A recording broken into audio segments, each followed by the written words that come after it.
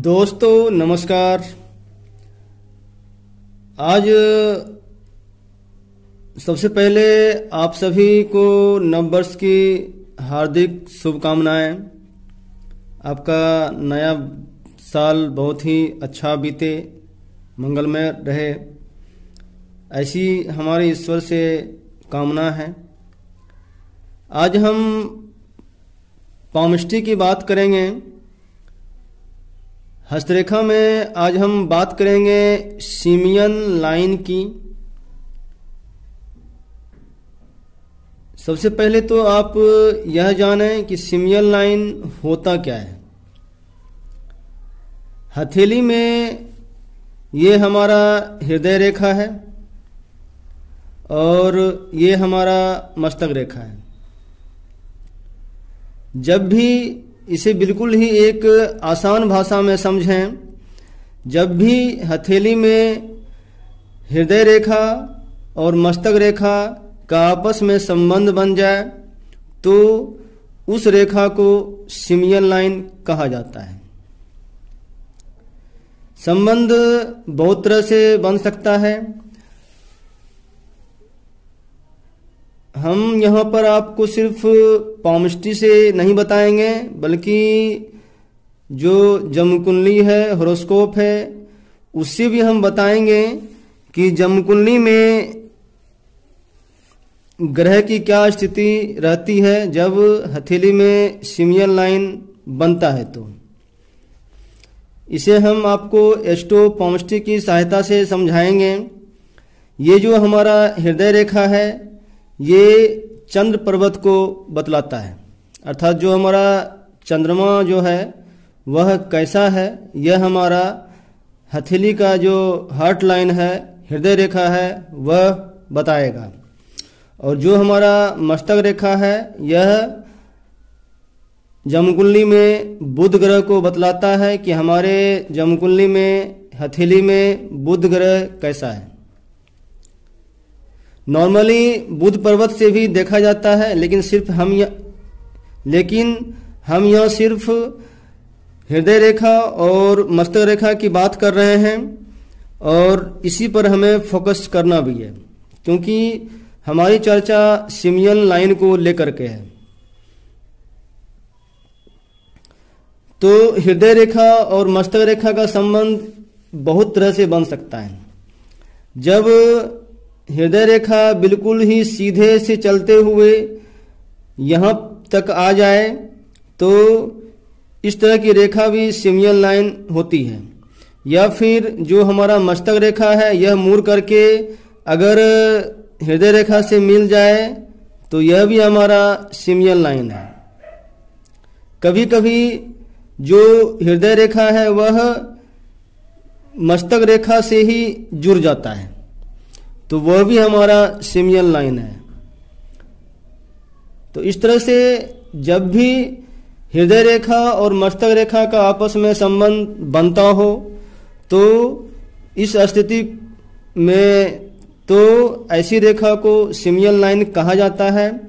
जमकुंडली में ग्रह की अगर बात करें तो अक्सर जब सिमियन लाइन हथेली में बन रहा है तो इस हथेली वाले की कुंडली में जो बुध और चंद्रमा का जो कॉम्बिनेशन होता है, या फिर चाहे वह दृष्टि से कॉम्बिनेशन हो, चाहे 159 से कॉम्बिनेशन हो, चाहे बुध जमकुंडली के चौथे खाने में हो, या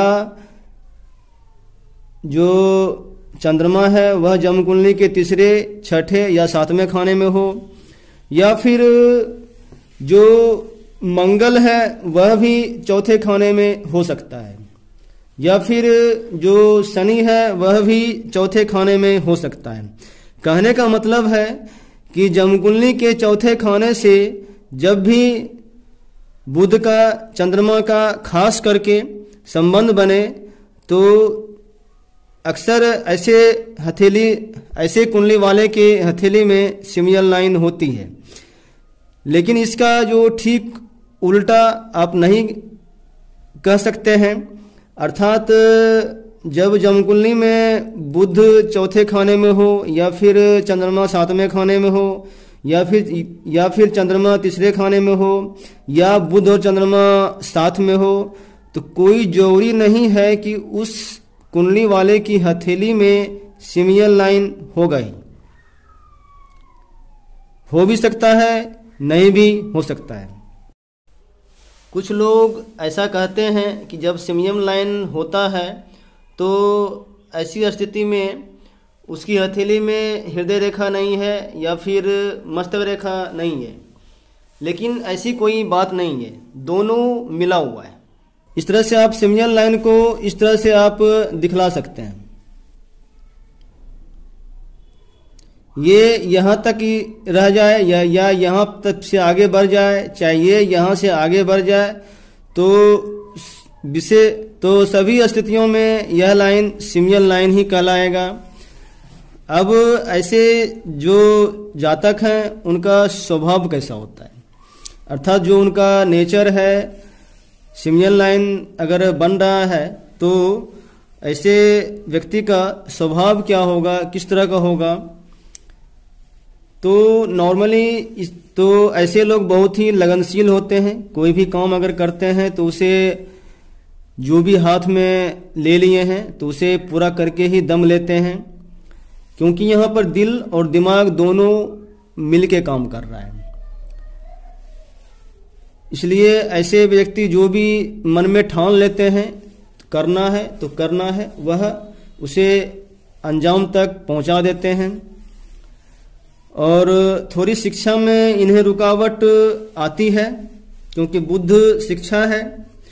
नॉर्मली इसकी माँ का जो हेल्थ इशू है या माँ का जो भी पूरा जो लाइफ साइकिल है उतना अच्छा आप नहीं कर सकते हैं, और खुद भी जातक मेंटली रूप से कुछ ज़्यादा ही परेशान रहता है।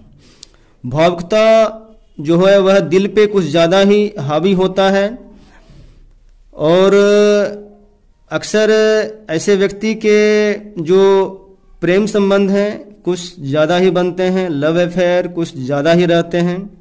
बहुत ही कम उम्र से इनके प्रेम संबंध होना शुरू हो जाते हैं।